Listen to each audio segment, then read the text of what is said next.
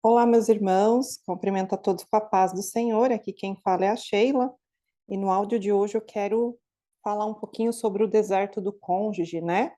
Aqui no canal eu falo muito mais sobre quem ficou, porque eu acredito que o processo começa primeiro, né, em nós que fomos escolhidos para edificar a nossa casa.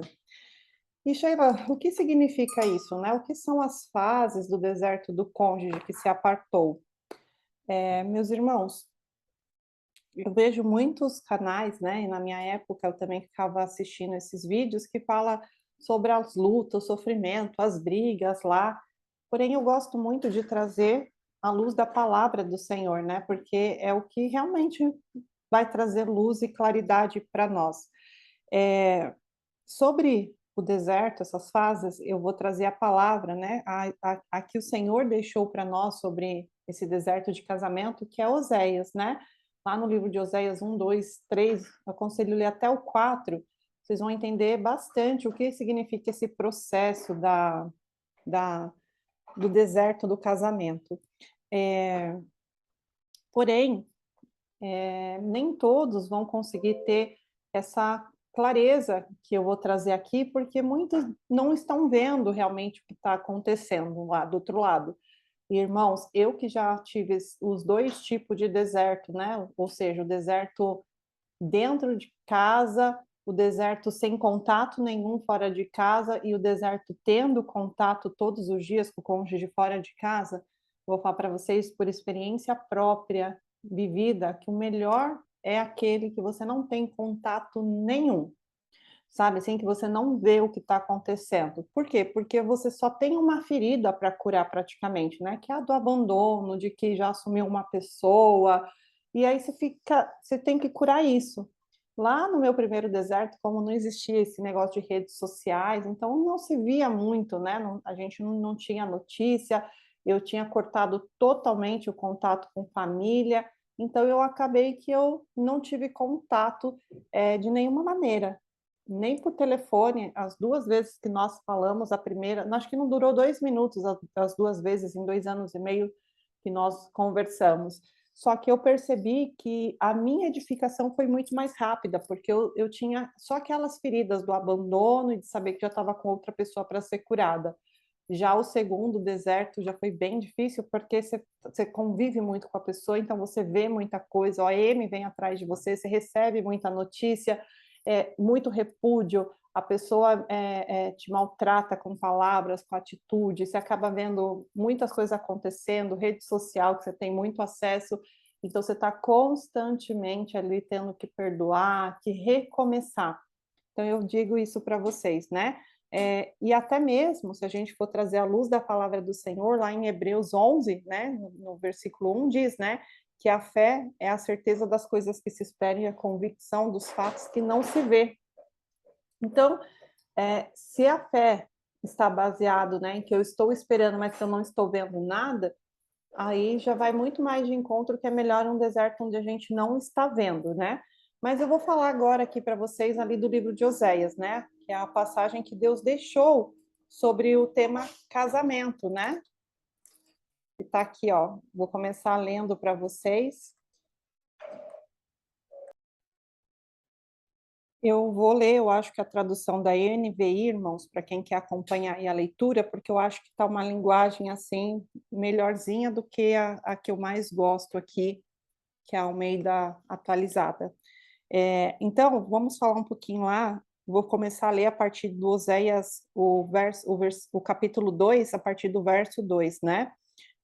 E por que que eu acredito que seja dessa maneira?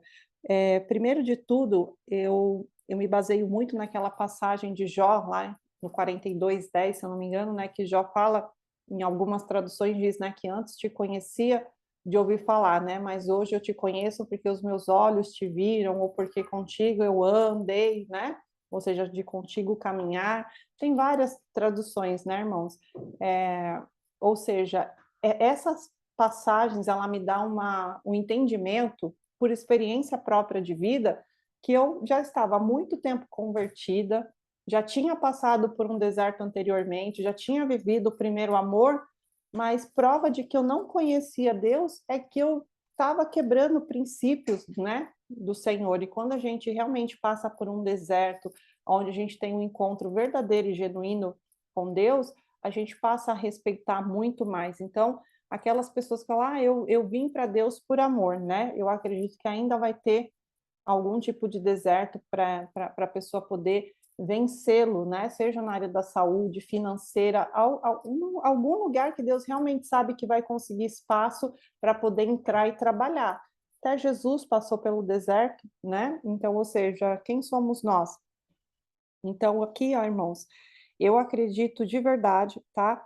Que o cônjuge ele vai entrar também num deserto, e eu vejo na palavra de Oséias que foi o Senhor usando a própria boca do profeta para profetizar, né? Ou seja, para falar tudo aquilo que o Senhor iria fazer com o cônjuge que se apartou.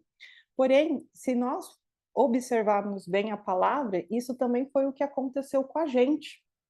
Eu, Sheila, quando eu li essa passagem, falei, nossa, eu passei por isso também. Eu também era um cônjuge apartado, no caso, né? Por que que eu falo isso para vocês, irmãos? Porque essa passagem de Oséias, o Senhor, ele está trazendo uma realidade aqui, usando o casamento de Oséias e Gomer, né? Mas para falar sobre a reconciliação dele com o seu povo. É isso que ilustra essa passagem do casamento de Oséias e Gomer. E Oséias, pensa assim que hoje você é esse Oséias do Senhor, né? Aquele que está edificando a casa. E o seu cônjuge que se apartou é Gomer. Mas você sabe o que é mais maravilhoso de tudo isso, irmãos? É pensar assim, olha, lá no livro de Neemias, Deus diz que ele procurou, né, ali em Israel, alguém que pudesse edificar os muros, e ele não encontrou, até que ele encontrou Neemias, né, para fazer a edificação dos muros. E eu, quando eu lia essas coisas, eu sempre pensava, poxa, na minha família, Deus ficou procurando alguém para edificar, né?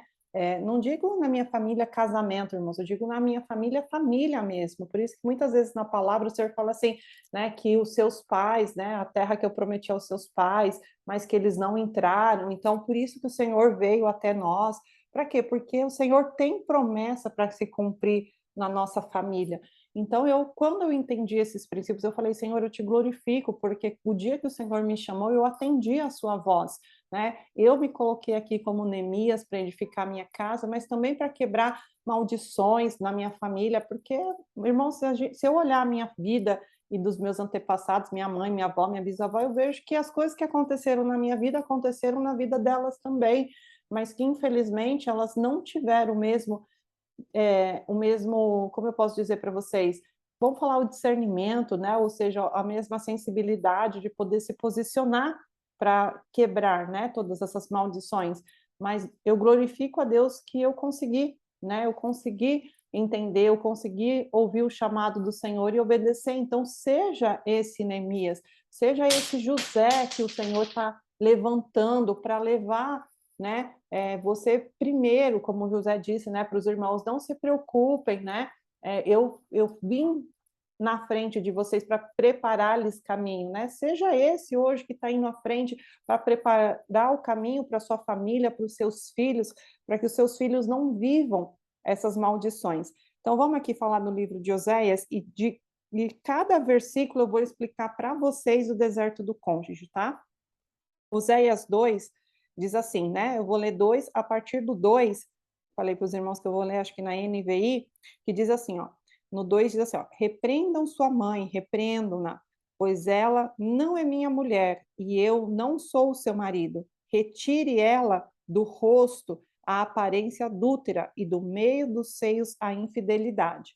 Como eu disse para os irmãos, aqui é Deus usando a própria boca do profeta, né, para poder falar as coisas que iam acontecer. Então, quando Deus diz para repreender, não é para a gente ir lá repreender o nosso cônjuge, ele vai repreender o cônjuge. Nós, que somos os Oséias, que ficamos, né, a gente só precisa jejuar e orar. Mas aqui o Senhor está anunciando que ele vai entrar, né, para poder transformar a vida daquele que se foi. Aí no 3 e 4 diz assim, ó, ali, no meu entendimento, é quando o Senhor anuncia as perdas, que é a pessoa que não se curvar à vontade dele vai começar a ter, né? Então diz assim, ó, do contrário, eu a deixarei nua, como no dia em que nasceu, e eu farei dela um deserto, e eu a transformarei em terra resseca, e a matarei de sede. Não tratarei com amor os seus filhos, porque são filhos de adultério. A mãe deles foi infiel, engravidou deles e está coberta de vergonha. Quando Deus diz aqui, né, deixarei nua como no dia em que nasceu, Deus está dizendo, vou tirar tudo, né? Quem nós éramos quando nós nascemos? Se as pessoas não nos dessem a comida, a vestimenta, nós não teríamos nada, ou seja, o Senhor vai colocar no estado de dependência mesmo de outras pessoas, né? E o que mais me chama a atenção aqui é quando Deus diz, né, que não tratará com amor os seus filhos. Então a gente vê também isso acontecendo, né, irmãos? Eu vejo lá no grupo as irmãs, né, que os filhos, que o cônjuge que se apartou, os irmãos também, muitos irmãos ficam com os filhos, né, sofrendo, né, e infelizmente a gente precisa entender que a palavra de Deus se cumprindo, a gente não está acostumado a ouvir isso, né, porque muitas pessoas não têm ainda um entendimento bíblico para entender, por exemplo, como lá em Êxodo 20, que o Senhor fala que visitará a maldade, o pecado, a iniquidade dos pais nos filhos. E o que eu entendo com relação a isso, né? Por exemplo, vamos falar aqui, eu, Sheila, né? Eu morreria, por exemplo, pela minha filha. Se a minha filha ficar doente, eu queria ter aquela doença no lugar dela, porque na minha cabeça eu falo, eu aguento eu sofrer, mas eu não queria que a minha filha sofresse. É como se nós, pais, sofrêssemos duas vezes, né? Então, eu acredito que é por isso que Deus dá esse tipo de condenação mesmo, né, irmãos? Porque a maldição, ela é a doença, né? A consequência da maldição são os sintomas, né?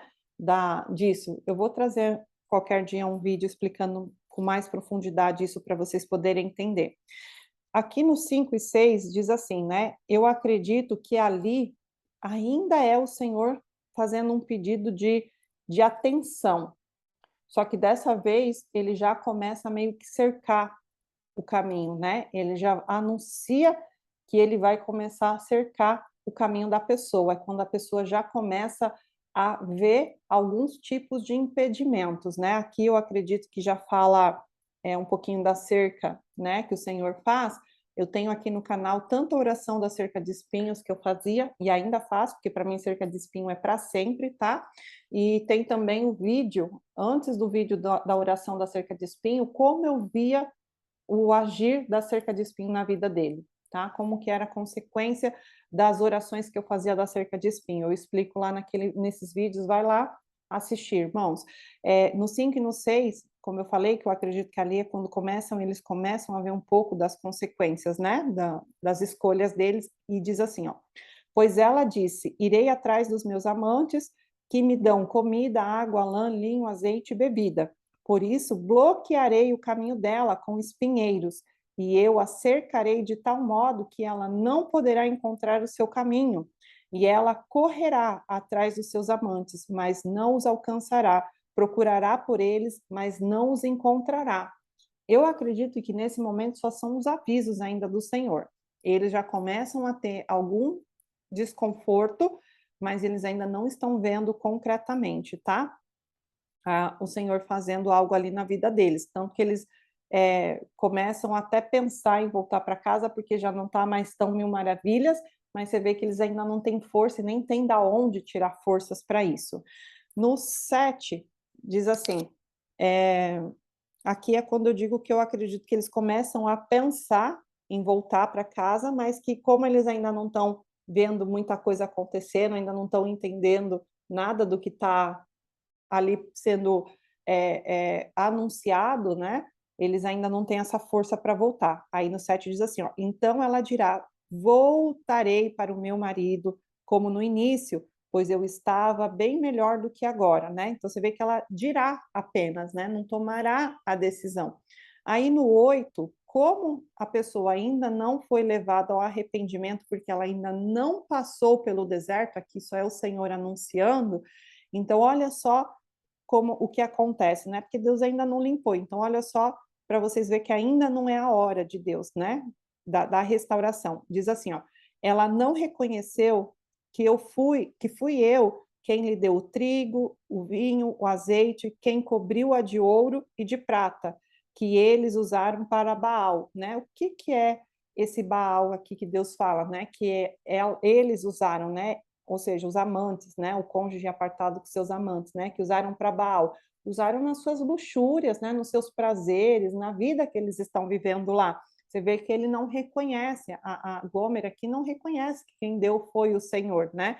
Mas ele diz, né? Que ele vai tirar, né? Isso das mãos deles. Então, muitas vezes quando você começa a ver seu cônjuge passando dificuldade financeira, e eu vejo pessoas, né, ajudando, né? Ah, eu vou ajudar, né? Eu, Sheila, eu sou a favor assim, a gente não deve brigar, a gente não deve mesmo jogar as coisas na cara, não deve cobrar. Se vem em casa visitar os filhos, né? Oferece sim um café, um suco, uma aguinha, né? Uma bolacha, sei lá. Vai jantar, convida para comer, você está ali. Você não tá, você vai servir uma pessoa que está dentro da sua casa como você serviria qualquer pessoa, né? Um amigo, um colega, qualquer pessoa, você vai fazer a mesma coisa. Mas é o que eu sempre falo para as meninas: não toca naquele que Deus está trabalhando, né? Jonas, quando elas me contam alguma coisa ali que eu já percebo que é o Senhor conduzindo para o deserto, eu falo, sai de perto, que é Jonas. E é batata, irmãos. Cada vez que você tocar naquilo que Deus está trabalhando, você vai para o buraco junto, porque é o Senhor, né? Vai para o buraco junto. Então eu falo, sai, deixa Deus trabalhar. No 9, eu acredito que é a pessoa, como não estava limpa ainda, né? Não havia arrependimento, não havia ali aquela vontade de voltar para casa realmente, né? Só era uma intenção. Então, ali é onde o Senhor realmente conduz para o deserto.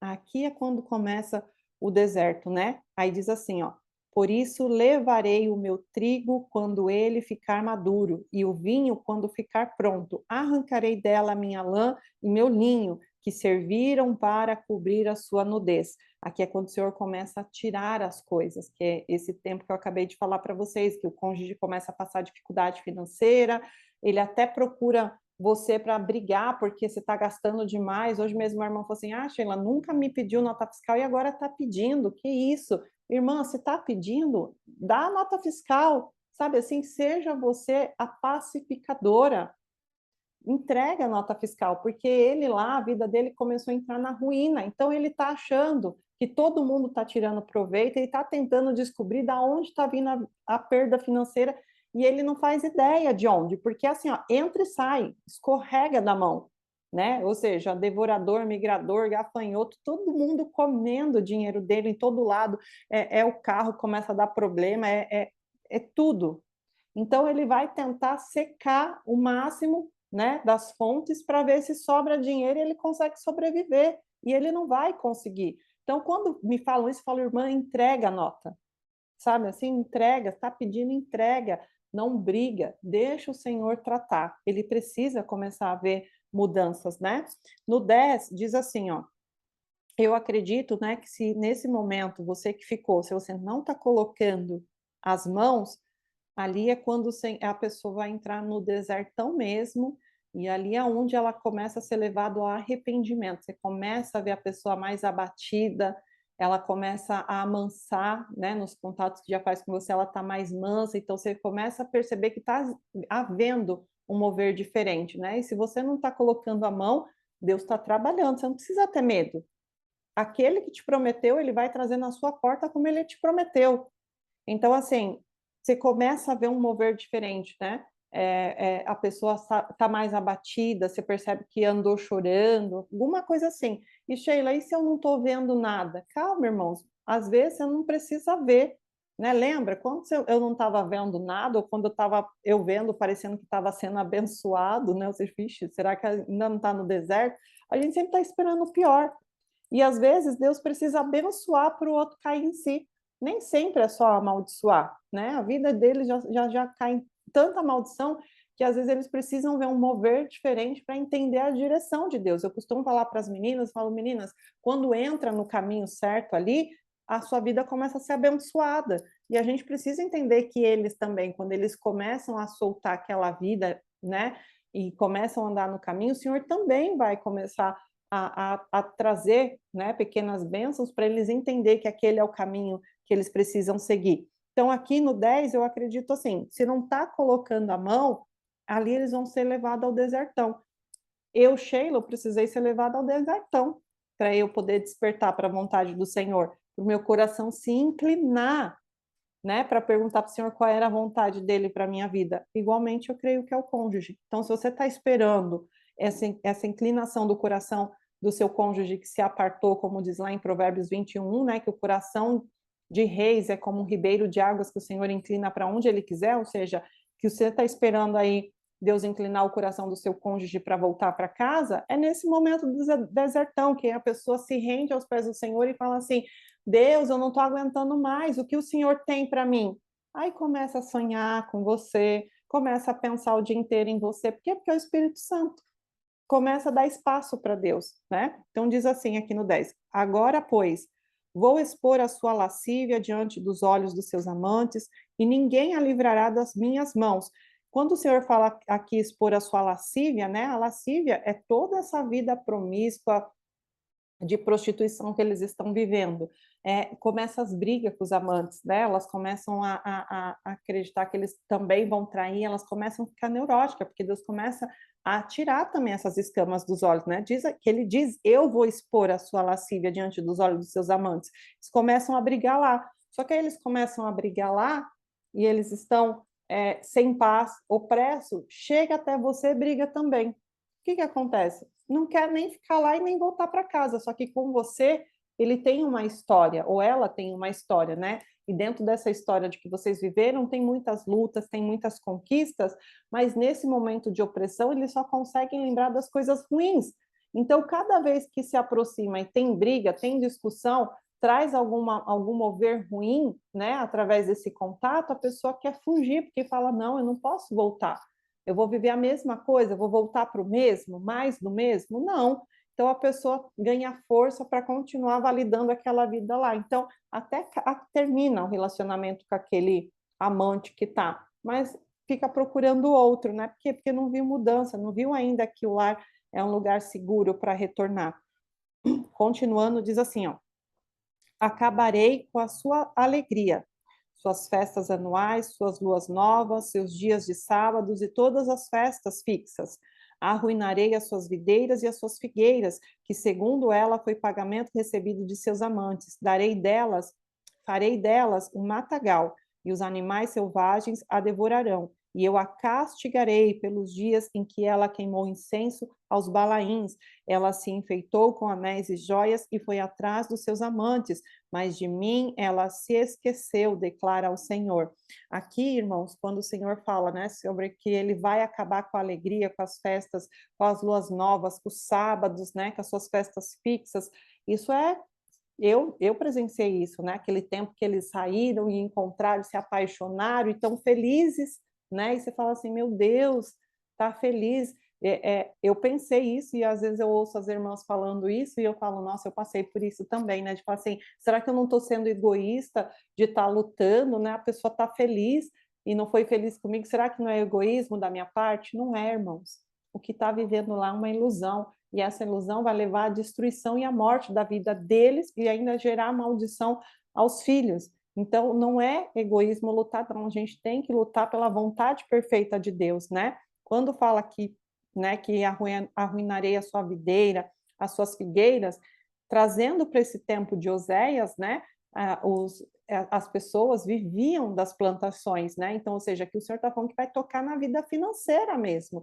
Então, por isso que eu digo, vigia, né? Esteja alerta, esteja atenta. Aí aqui Deus ainda termina nesse verso dizendo, né, que castigarei os dias, né, pelos dias que ela queimou incenso a Balaíns, né, ou seja, aqui está dizendo que as oferendas que fez a outros deuses, né, então, por exemplo, tipo de oferenda, Sheila, mas não é, o meu cônjuge não é macumbeiro, né, então que oferenda está falando? Gente, a própria prostituição, o carnaval, essas coisas todas são uma maneira de fazer oferenda a outros deuses, né? São as alianças ímpias que Deus está falando, né?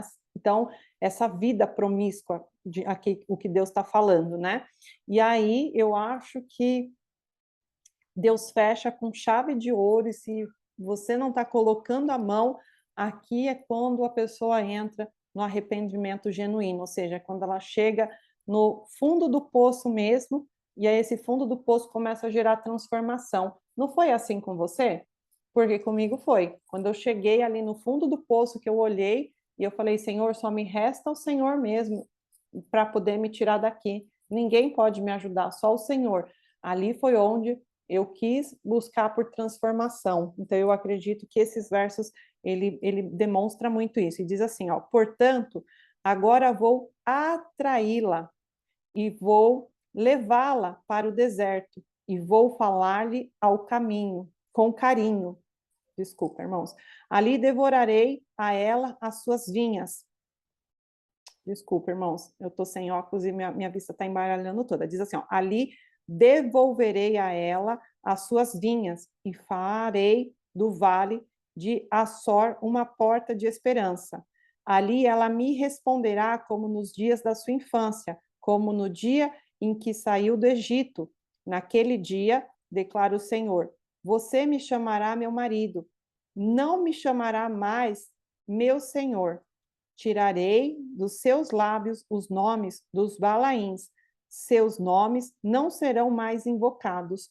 Quando eu li isso daqui, eu falei, gente, isso aconteceu comigo, né? Ou seja, o Senhor me atraiu diante de tamanho sofrimento, eu me acheguei ao Senhor, o Senhor me conduziu ao deserto, né? E ali ele me ensinou o caminho.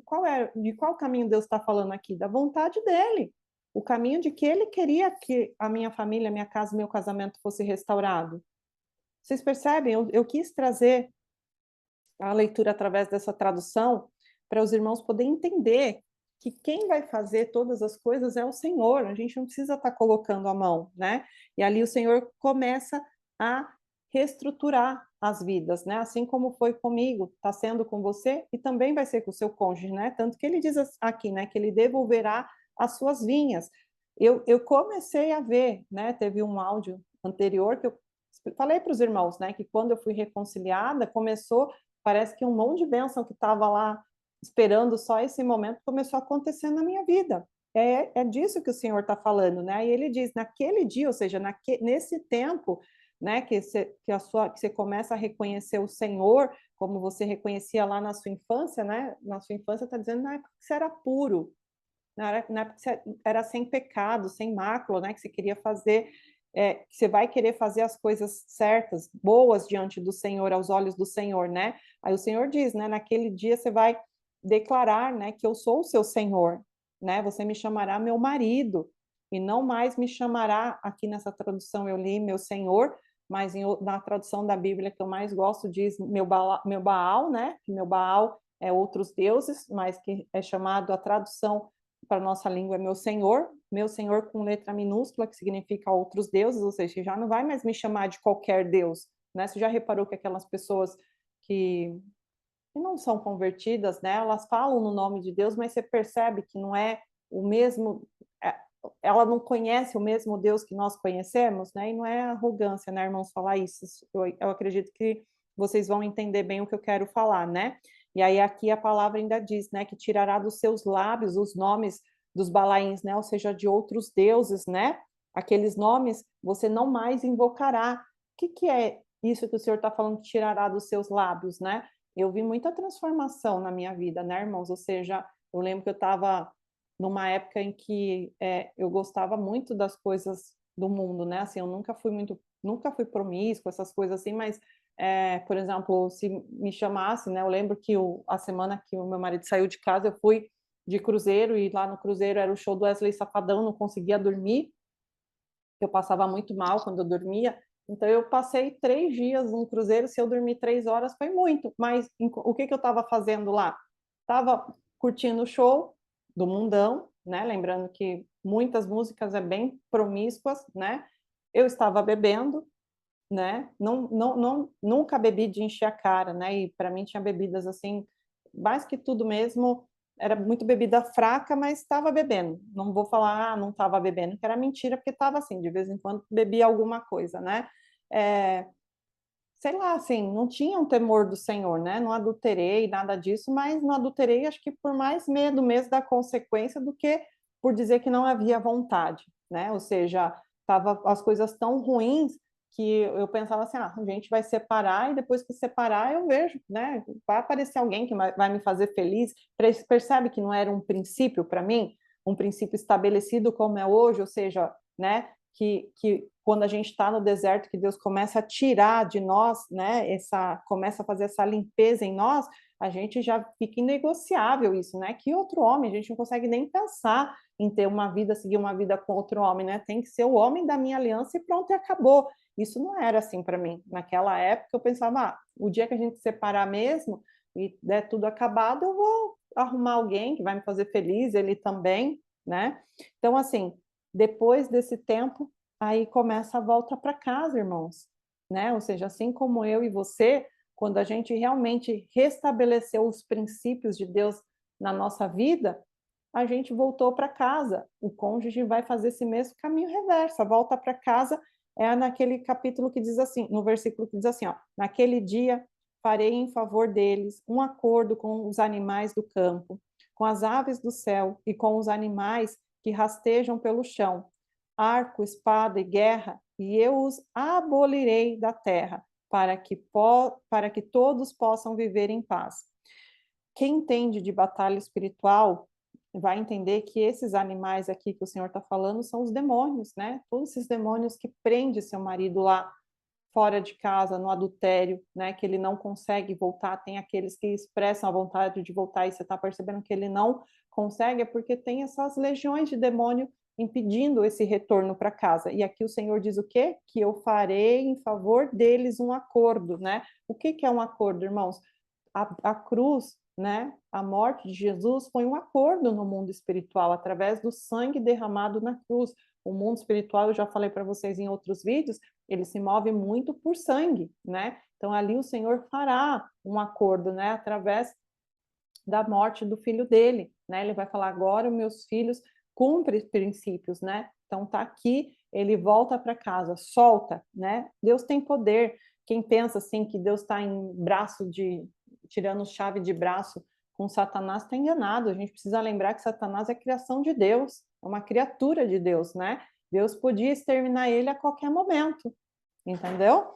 Então assim, aqui, irmãos, é quando acontece algo que eu falo para vocês que é o mais bonito mesmo de tudo isso, né? Que é o principal motivo pelo qual a gente deveria estar buscando, né? Que não é a restauração do casamento, mas é a restauração por completa, tanto da nossa vida quanto do nosso cônjuge, dos nossos filhos e da nossa parentela, né? Que diz assim, a conversão desse cônjuge, né? Diz assim, ó, eu me casarei com você para sempre, e eu me casarei com você com justiça e com retidão, com amor e com compaixão. Eu me casarei com você com fidelidade, e você reconhecerá o Senhor. Quando eu li essa tradução, eu entendia perfeitamente que esse casarei é o Senhor falando de aliança. Nas outras traduções bíblicas, né, e na Bíblia, assim, quando você vai ler principalmente o Velho Testamento, você vê que Deus ele movia em favor do seu povo por conta da aliança, né, que ele fazia. E para mim isso é o que mais marcou, né, esse casar com você para sempre. Irmãos, quando o seu cônjuge ter, depois desse deserto, esse encontro com Deus, isso não passará mais pelas portas da sua casa, né? Eu não lembro qual é a passagem que diz que amantes não passarão mais pelas portas da sua casa, ou seja, o Senhor cercará para sempre, né? Porque estará gravado mesmo no coração de vocês. Então, aqui, eu acredito, né, para finalizar, quando começa a restauração de tudo que se perdeu, né? Daquilo que você perdeu no deserto, que seu marido perdeu no deserto, né, ou sua esposa perdeu, né, nós aqui em casa, por exemplo, né, quando nós nos separamos, a gente morava num apartamento bonito, grande, quando nós nos separamos, eu voltei para o meu pequenininho de 50 metros e ele foi morar num de 40 metros, né, ou seja, nem os dois juntos somando não era o apartamento que nós vivíamos, né, nós tivemos muitas perdas, né, só estou dando um exemplo aqui para vocês, né, eu perdi muito dinheiro, ele também teve perdas financeiras, mas aqui o Senhor ainda vai restaurar tudo aquilo que você perdeu, né? Hoje eu vejo assim, Deus está restaurando, assim como nós construímos lá no início do casamento. Olha só que bonito, para finalizar esse áudio para vocês, diz assim, ó: naquele dia eu responderei, declara, Senhor, declara o Senhor, responderei aos céus e eles responderá à terra, né? Ou seja, a gente vai orar e a gente vai receber a resposta. E a terra responderá ao cereal, ao vinho, ao azeite, e eles responderão a Azerel. E eu a plantarei para mim mesmo na terra, tratarei com amor aquela que clamei não amada. Desculpa, que chamei não amada. Direi aquele chamado não meu povo. Você é meu povo. E ele dirá: tu és o meu Deus. Então aqui você vê que a gente vai, né, o casal vai reconhecer a Deus, né, como nosso Deus, mas você vê claramente aqui a restituição, né, que a gente vai clamar ao céu e o céu vai nos responder, né? Então a gente e a terra, né? E aí Deus diz, né, que vai responder sobre o cereal, sobre o vinho, sobre o azeite, ou seja, a vida financeira, as restaurações das coisas que perderam. Eu sei que o momento de deserto, né, quando a gente passa, é muito difícil, né? Você começa a ver quão difícil é, mas irmãos, permanece firme. Vai valer a pena, o Senhor vai edificar a casa, o Senhor vai restaurar a casa.